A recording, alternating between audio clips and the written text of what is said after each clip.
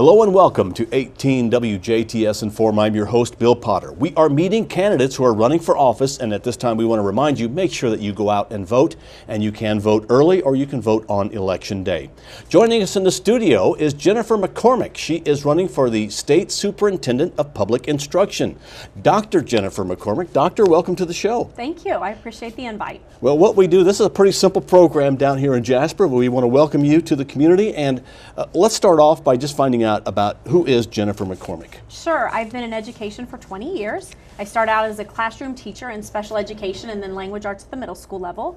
I then went on to become an elementary principal, an assistant superintendent, and now this is going to be my 7th year as a superintendent in Yorktown, Indiana, which is in between Muncie and Anderson, about an hour northeast of Indianapolis. So my background is full of great experience at all levels in education, and now I'm ready to make the next leap.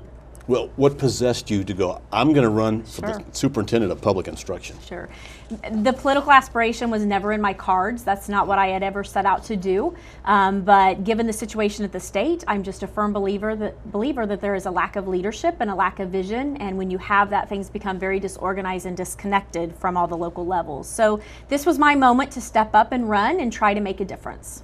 Now, I think what's really important is people want to know what are the things you plan to change? What are things you plan to keep the same? What are things that you may see for the vision? Because it just seems like sometimes what we know today is not what happens tomorrow, because things go so fast, things evolve quickly. But what are your not your strong points, what are your visions for the future? Sure. Well, I'm a firm believer, regardless of what leadership position you're put in, it's a privilege to serve. So whether you're serving a community or the state of Indiana, it is a privilege. But then you have an obligation to lead. And for me to lead the state of Indiana, I have 5 non-negotiables that I would like to accomplish. Okay. One is, I think it's vitally important we reinstate a K-12 leader who has had that experience as a superintendent. You know, we would not hire a chief of police who's never been a policeman, and I think we need to reinstate that. I think it's critical that that person understands when you make decisions the impact that has on local levels and how difficult or what opportunities that affords to local schools. So the K-12 leadership part would be extremely important to me.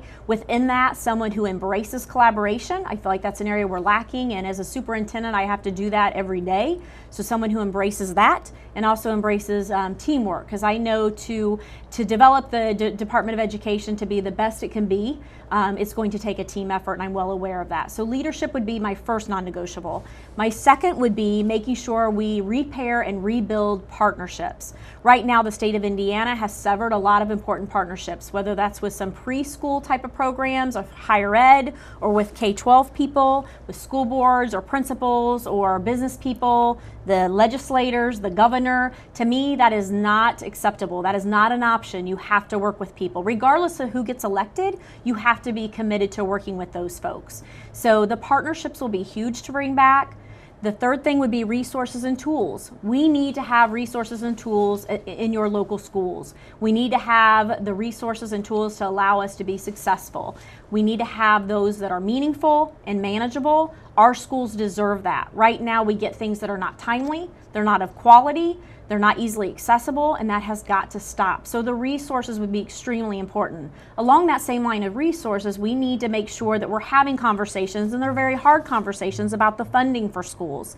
K-12, preschool, higher ed, we're all jockeying and trying to get those monies. So it's very important that you have someone in that office who understands circuit breaker, who understands what it means to have a budget cut, who understands the opportunities that come with more money. So that is extremely important in this position. My fourth non-negotiable would be making sure that we have that we put students before politics. You know, it's going to be critical that we have someone in that position that understands you cannot have a political agenda driving that office. You need to make sure that you put students before politics and make your decisions be driven by the needs of our students. If you do that, you will take care of educators and you will take care of your communities. Students need to drive the needs, and so I think that's extremely important. The other is the assessment and accountability piece. We need to make sure that we're smart about the new federal law coming, which is Every Student Succeeds Act. It's called ESSA. We need to make sure that the complexity that involves and it revolves around ESSA is embraced, and we utilize those opportunities to bring more local control back, take out the state overreach, but yet we look at the accountability piece to make sure that one grade does not tell all. That is not accurate. One grade does not tell the performance of a teacher, that is not accurate, or one test does not determine the performance of a teacher. So we need to make sure we are paying attention to those things. We have a multifaceted accountability system, and then an assessment piece that tells us and measures how that accountability looks. That's going to be extremely important. I'm not real excited about where the committee's going right now as far as the progress. I have a lot of faith in those folks that are on the committee, but it's not about a lack of common sense on the committee. It's about a lack of leadership, and we need to make sure we put a state superintendent in those type of situations who can show movement in those type of examples. So that's what my platform's about. Now, what will you, Doctor, do that is different than maybe what is happening here? What is the difference between you and your opponent? Sure. Well, I think that K-12 experience at every level. I think it's important that, although I was a teacher for 10 years, I don't claim it was very different than the classroom is now, but I think that's very important to also have that building level administration and that superintendent experience, vital. And I have that, my opponent does not. Partnerships, I've already started building those and repairing those. I understand the power of great partnerships for all K-12. My opponent has obviously made the decision that those partnerships aren't as important or not being embraced. And I've also made it very public that regardless of who gets elected governor, I think Eric Holcomb would do a great job, but if it's John Gregg, I'm committed to work with whomever the people vote in. My opponent obviously is not working with the current governor, Governor Pence, who obviously is not the governor now, or won't be, but I just think that's unacceptable. I think that's not an option, not to work with people. You're not always going to agree, but you have to come to the table, and those are big differences. This may be kind of a strange question. What really does the superintendent of public instruction do? A lot of times we have these titles and we have jobs. What's the responsibility? Yeah, well, the Department of Education has to be a strong resource and has to be a strong support for local schools. There's so much going on that we need that agency to be someone we can turn to for resources and support. Also, a lot of things come down from the legislation, and the department has the responsibility to administer and come up with policies to implement those legislative decisions. That's a big task. Dealing with the funding that comes in from the federal level and the federal laws that come through, they also have the task to implement that.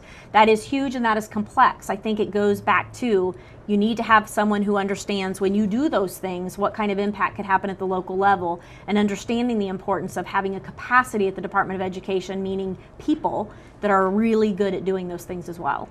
Now, this may not have anything to do with running for office, but as an educator, how important is it for parents? What kind of role should parents be playing in their kids' education? Parents are a huge part of that. I'm a parent. My son just graduated, and I know I was very involved with his academics, as was his father. It was more of a team effort for us. I know people are busy, people are working, sometimes working multiple jobs, sometimes they're split families. There's a lot to that. But families have to have a choice of first where to send their child that's a good situation, that's a good fit for their child. I think that's important. But also, too, they need to know where are those resources, where is that support, how do I work with my school? They're a huge part of our success or lack of. And so allowing that to happen and embracing parents in the whole formula is extremely important. Well, Doctor, is there anything you'd like to add that maybe we missed? Yeah, I just appreciate voter support in November. It's going to be critical. Right now we have an opportunity in the state of Indiana with the new federal law coming and what we are going to get accomplished with that. It's critical we have someone in that position that understands what leadership looks like and has proven a leadership experience, and I feel I'm that person. Well, thank you very much for coming in. And I think sometimes when we go and we vote, we see these offices and we don't really know what those are. We think, they're not really, they don't play importance. But we see that the Superintendent of Public Instruction is an important office. Extremely important. It's important people go out and vote. Doctor, thank you very much for coming in and talking with us. Thank you. Our guest has been Dr. Jennifer McCormick. She is running for the State Superintendent of Public Instruction in the state of Indiana. We encourage you to go out and vote. We appreciate you, Doctor, for coming in. Thank you. And thank you for watching WJTS. We're local people watching local people.